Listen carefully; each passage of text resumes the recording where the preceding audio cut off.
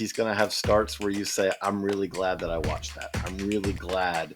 He's going to be must-see TV. We're hitting the top prospect in the Dodgers organization. You almost definitely know the name, and you've got the right people to talk about it. Here's our prospect profile. Roki Sasaki is the name. The sweepstakes, of course, is over. Scott Braun, along with Baseball America's J.J. Cooper and Ben Badler. Ben, you've been covering Roki Sasaki for some time. I have to imagine that once he officially signed with the Dodgers, you were like, cool, there's their top prospect. Yeah, that one was not much of a debate, right? Not much of a long conversation there. You're getting a frontline starter and somebody who should be a frontline starter from day one, right? This is a guy who's got an upper tank fastball. You can say the velocity backed up last year if you want to, poke holes in his game and say that's maybe a red flag. What's going on? Still an upper 90s fastball.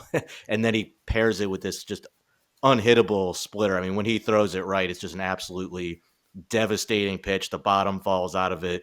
It doesn't matter if you're lefty, righty, how good of a hitter you are. It's a wipeout pitch. And then the slider is like, oh yeah, that's kind of a plus pitch too for him. So throws a lot of strikes. It's a pretty easy athletic delivery.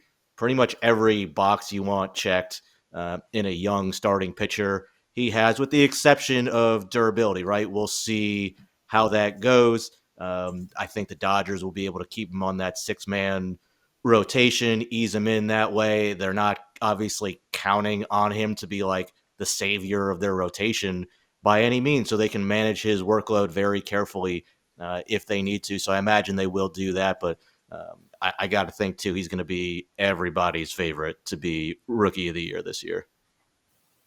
It's kind of almost, it's both impressive and sad at the same time that the team that already had everything adds the best prospect in baseball. Because for a lot of places, Roki Sasaki would immediately be the star of the team, or could be.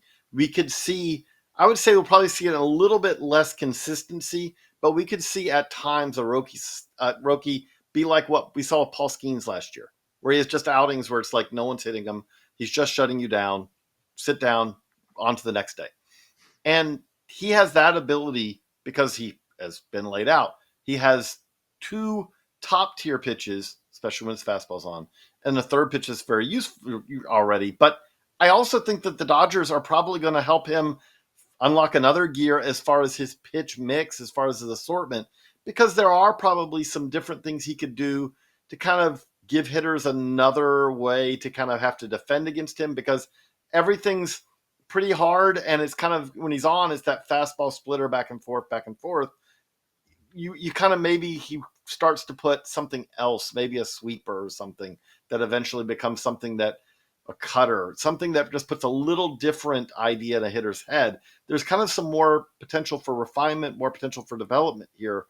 But what he is right now is already really, really good. And like Ben said, the durability is probably the biggest question, but the Dodgers don't need him to be especially durable, especially in year one. Wouldn't shock me at all if they were extra cautious, and if there's ever a moment where there's a twinge or anything like that, they just shut him down for a month and say, okay, don't worry, we've got plenty of pitching to get us through the regular season. Don't worry, we're going to make the postseason. We can promise you that. And then the real question is where is he pitching in that rotation come the postseason? Because this is going to be one of the greatest battles of all time if everyone stays healthy, because you would think that Blake Snell has to start games in the postseason. You'd think that Tyler Glasnow has to start games in the postseason. You would think that Yoshinobu Yamamoto should start games in the postseason. Oh, yeah, by the way, we think that Shohei Ohtani should probably start games in the postseason. And then Roki Sasaki. I'm guessing if we see recent Dodgers history, not all of those 5 will be ready to go come October. But at the same time, if they all are, that's the embarrassment of riches of all embarrassment of riches. But you look at Sasaki, and if Roki Sasaki is playing and pitching at his best of his ability, he actually does start games in the postseason over some of those names I just mentioned. And that just tells you how exceptional his talent is. You know, it's funny. I just thought about this, JJ. We don't know how Ohtani's going to bounce back, and I know we're talking about Roki here, but let's say Ohtani doesn't bounce back from surgery. And remember, there was also a shoulder issue and a surgery in the offseason.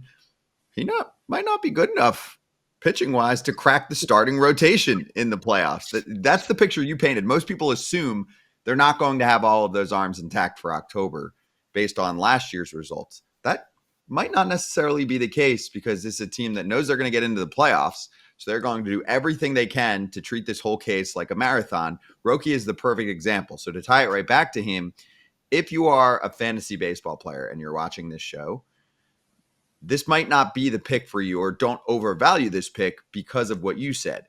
They might have absolute kid gloves on, give him breaks if there's any sort of issue, right? And still even give him extra rest and have a lot of other arms to mix in.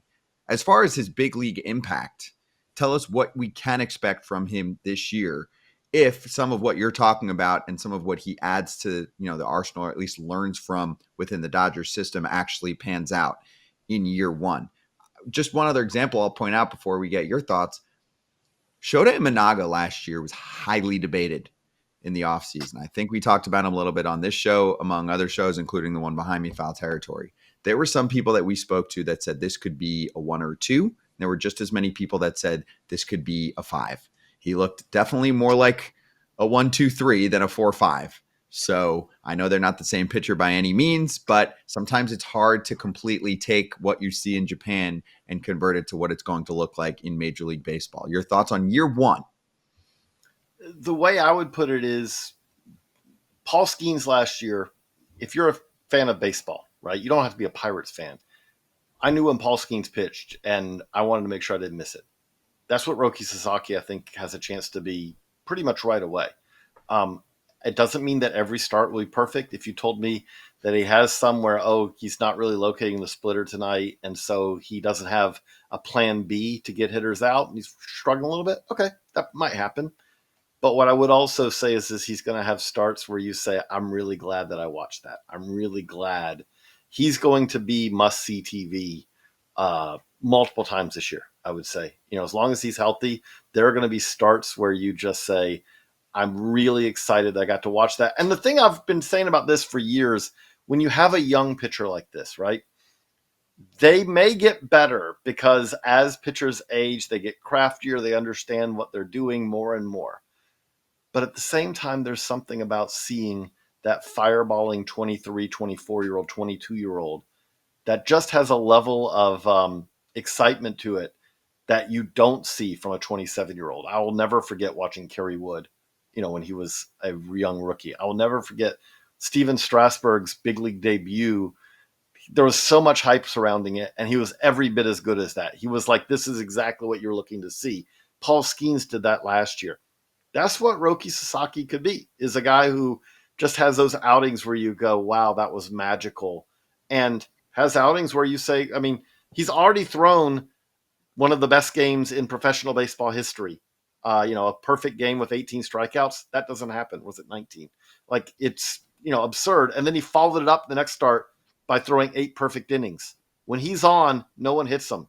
And those are the kind of starts. So when you say impact, I would say his impact is he should have some of the best pitch games in the major leagues in 2025, not in 2027 or 8, in 2025. Now the question is just how consistently can he do it? There you go. That's ace upside from the jump, and that was 19 Ks in that one. So get ready, Dodger fans, and really just get ready, baseball fans, if you want to see what Roki Sasaki can bring to the table. And also he's pitching for, what we call now the evil empire in Major League Baseball. The team that already looked stacked heading into the season obviously gets the best prospect available this offseason, and they didn't have to waste a draft pick. And he's not getting paid a lot in the grand scheme of baseball talk. So that's the top prospect in the Dodgers system right now. That's your prospect profile. We have prospect profiles for every single team, so make sure you look back and check those out. And if we're missing one, it means it's coming out because we release them on a day-by-day basis during spring training. So we'll see you on another one.